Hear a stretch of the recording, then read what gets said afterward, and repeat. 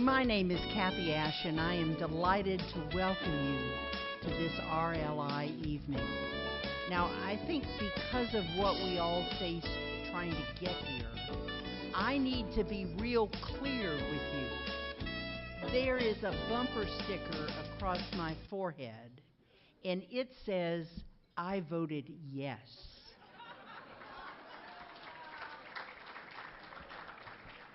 Regardless of how you voted, we're delighted that you are here this evening. And my job is merely to say welcome. And somehow it seems right to welcome you with a series of C's. Welcome to an evening of conversation. It was hard to interrupt it to get started. An evening of connection, which is what RLI is all about. An evening of celebration. Milton, we are incredibly proud of you. And an evening of challenge and an evening of building conviction about a topic that we all care deeply about. And so, welcome. Ellen and crowd, come on up. We're ready to get started, and I'm delighted that you're with us.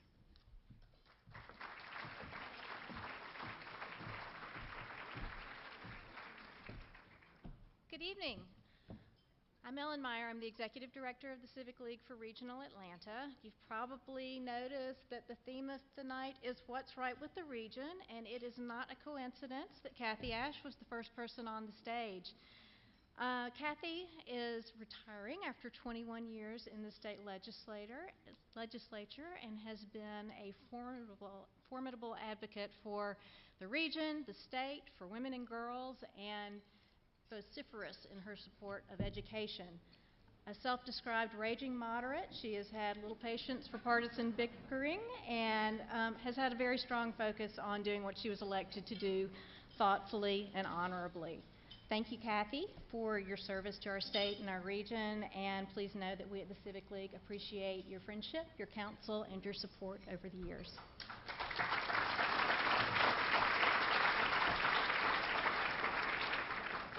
As we get started, I'd like to recognize a few more individuals and organizations, beginning with our gold sponsors, Dolores Kroll and AT&T, Ingrid Saunders-Jones and the Coca-Cola Company, and Trey Ragsdale and Kaiser Permanente.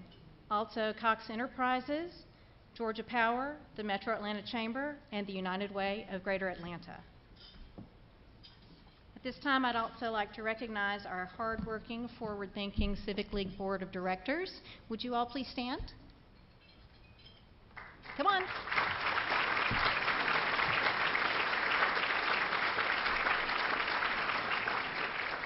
Thank you. And also our Board of Advisors. Would you all stand as well?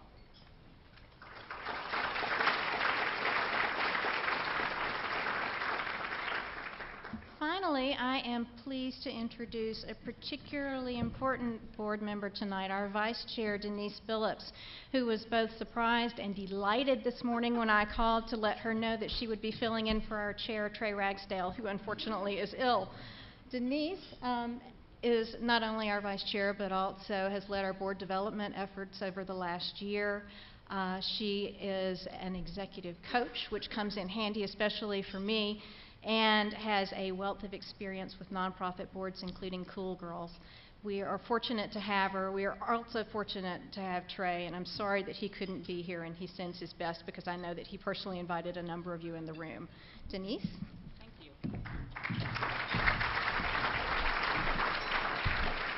Thanks. We are really thrilled to have all of you here, and I know that if Trey could have been here, he would have. He went on a trip and came back ill, so I get a chance to kind of start my my vice chair leading into chair a little bit early, and I'm thrilled to do that. My purpose up here this evening is to welcome and recognize our elected officials in the audience. So as we got a late start, I'm going to kind of go a little quickly. So what I'd ask is, would all the elected officials stand up? And I am going to read your names, but if you'd stand up and just raise your hand as I read your name, please. None? All elected officials, please stand. Don't leave me hanging. All right, we have with us Larry Johnson, the Cobb County Commissioner, Tim Lee, Cobb County Chairman, Wole Ralph, Clayton County Commissioner, Mike Davis, Mayor of the City of Dunwoody, Bucky Johnson, Mayor, City of Norcross,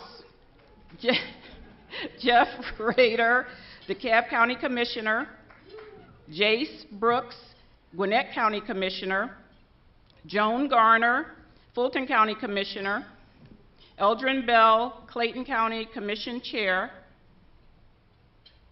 Kathy Ash, Georgia House of Representatives, Lamar Willis, ARC Board Member, City of Atlanta, Pat Gardner, Georgia House of Representatives, Aaron Watson, Atlanta City Council, and we all have our favorites, Stephanie Benfield, State Representative, Georgia State Legislature. Any other elected officials that I didn't recognize? If so, would you just let us know you're in the room? Go ahead. Thank you. Welcome. Anyone else? Thank you very much for being here.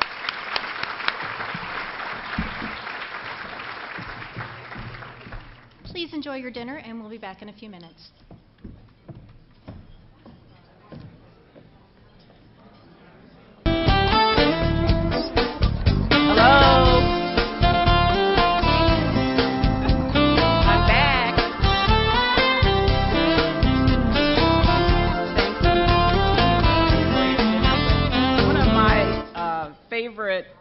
Traditions as part of What's Right with the Region is where we do the presentation of the Civic League Founders Award. This award recognizes an individual who has made a significant contribution of vision, leadership, and action for positive change in the Atlanta region. To give you an idea of the type of candidates and the type of characteristics that we look for when awarding the Founders Award, I thought I'd give you kind of a view of the three people for whom this award is named. They were the folks who came together and had this thought that not only should the business community and elected officials talk about what things should happen in the region, but that there was a very important role for citizens to play. And so it needed all three of those groups to come together to really impact the things that go on in the region. Their conversation about this really led to the founding and the creation of the Civic League, and to them we're very grateful for that. Just kind of as a reminder, the mission of the Civic League, we're an independent, nonpartisan, nonprofit organization that is educating, engaging, and empowering the people of metropolitan Atlanta to address and solve regional issues. So the three gentlemen who came together and really kind of came together around this concept, the first one I want to talk about is Harry West. Harry served as the executive director of the Atlanta Regional Commission from 1973 to 2000. Over those 27 years, he navigated complex state and local politics while overseeing regional plans for land use, transportation, water supply, and economic development. Harry was really the first person to kind of push us to really think and act like a region by conceiving and implementing programs like Vision 2020, which directly engaged more than 10,000 people in outreach planning. LINK, our successful city visit program that brings together public, private, and community leaders to learn about opportunities in other areas, and the Regional Leadership Institute, which has now educated and engaged over 1,200 community leaders in regional issues. Today, Harry is Professor of Practice in Georgia Tech's Center for Quality Growth and Regional Development, and we're proud to have him as one of our Civic League Advisory Board members. The second individual involved in this discussion and the founding of the Civic League was Governor George Busbee. He was the state's first governor to serve 2 consecutive terms, and he's remembered for his low-key but very, very effective leadership style, which fostered a very high degree of collaboration and cooperation among Georgia's elected officials. Governor Busbee accomplished a lot in his 8 years, establishing our statewide kindergarten program, overhauling the state constitution, investing heavily in Georgia's ports, and bringing a substantial amount of foreign investment into the state. As chair of the Metro Business Forum, he worked closely with Harry to create LINC. The last individual of this dynamic trio was Manuel Maloof. The legendary DeKalb CEO and owner of Manuel's Tavern is remembered as a very big talker, but more importantly, he's remembered as a very big doer. He's credited with many achievements that have shaped the region, including his successful push for what we now know as Spaghetti Junction. I thank him for that sometimes. And by paving the way for women and minorities to serve in top government positions. As chair of the ARC, he supported the efforts to create and build the Regional Leadership Institute. While the late Governor Busbee can't be with us, nor Manuel Maloof, as they passed away in 2004, we are honored to have with us today the third founder of the Civic League, Harry West, to present this year's Founders Award to Milton Little.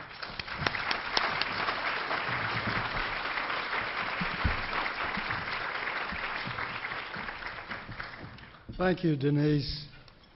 I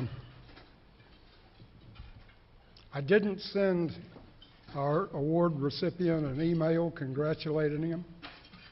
I didn't call him on the phone and say, way to go, big guy. Even when we spoke earlier out in the foyer, we talked about other things. I didn't say, I'm really proud to see you getting this award, because I knew that I was going to have the opportunity to do it now.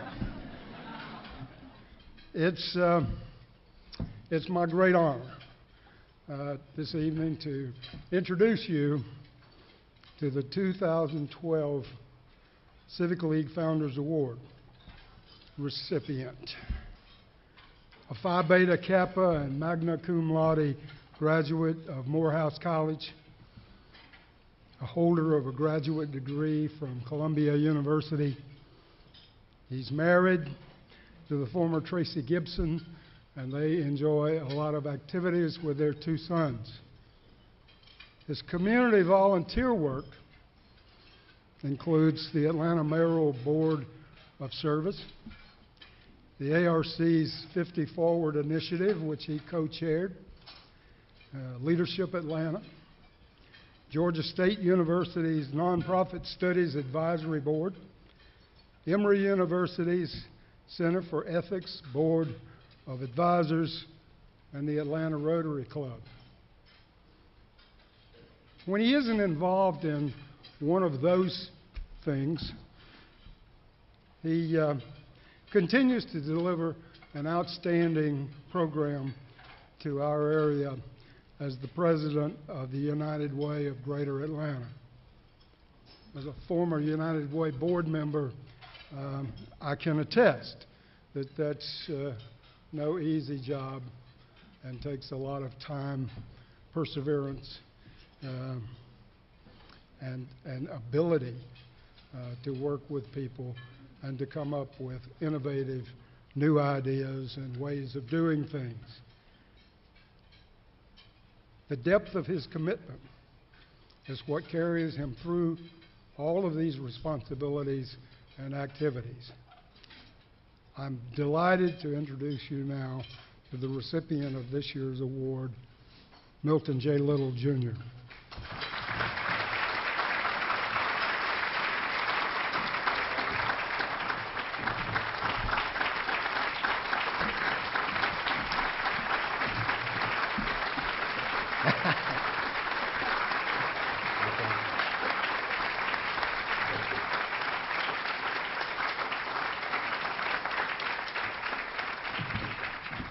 Thank you all. Thank you, Harry, for that incredibly generous introduction, and thank you all for being here. And it is with incredible humility that I accept this. I'm lucky. I get a chance to accept this because of so many people in the room, so many partners of United Way, so many friends that I've been able to make in the 5 years I've been back to Atlanta. People who have, in all kinds of ways, been a tremendous part of the work of the United Way, who I've been able to call on any occasion and who've answered the call generously, relentlessly, frequently, and thankfully. And so I accept this on behalf of all of those folks.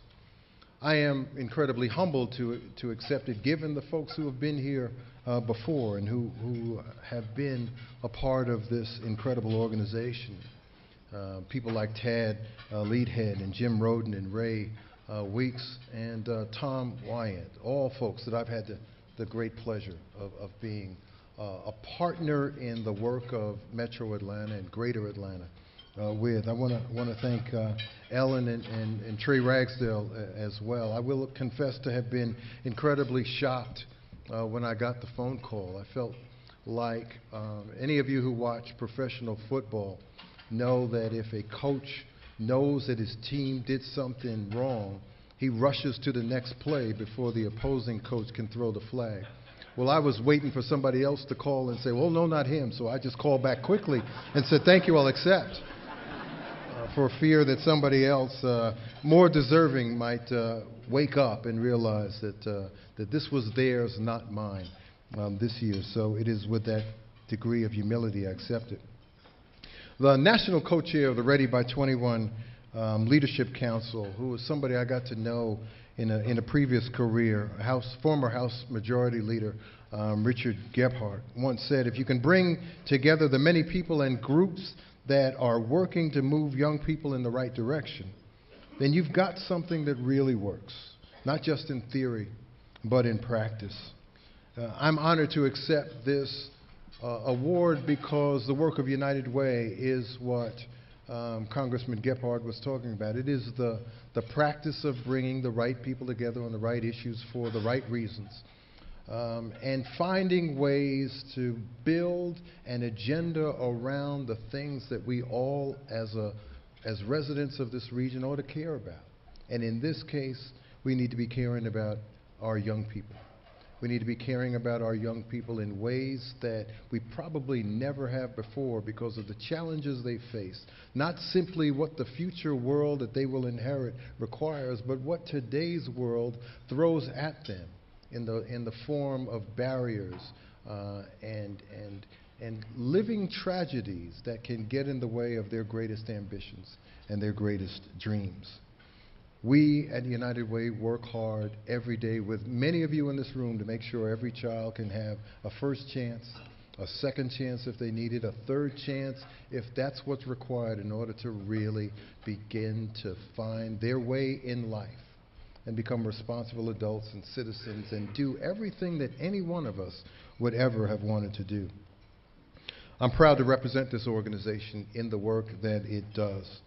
Metro Atlanta is pleased to be part of Ready by 21, and you're going to hear a lot about the Strive Network. And the Strive work is something that my colleagues all around United Way have embraced as well. And my counterpart in Cincinnati, Rob Reichschneider, has been on the front lines in helping propel the idea of Strive. Whether it's Strive, whether it's Ready by 21, it's all about this idea of a collective impact. How do we reach for a big goal in this community that is really centered around young people? How do we organize ourselves around measurable results and engage the broadest array of citizens in this community around the things that are in all of our best interests, making sure no child is left behind? By 2014 here in Metro Atlanta, we want to make sure that every individual's got that chance to thrive and that every child has the greatest opportunity available to them. That every child between the ages of 18 and 24 has the opportunity to gain a strong foothold in the work world. And every child below the age of 18 is on the right path to responsible adulthood. And I get to do it every day in the building with people like Gene Walker and Katrina Mitchell and an incredible group of staff that are inspired every day by the volunteers that support them. So I will simply say thank you for the opportunity to do the work that I am privileged to do, to have had the opportunity to work for people like Craig Ramsey, who's the chair, this current chair of the United Way's board. It is a pleasure to spend the days and nights working with each of you in the vineyard, making sure that this is the best community it can be, to make sure this is a place where every individual and family can thrive. Thank you all so very much.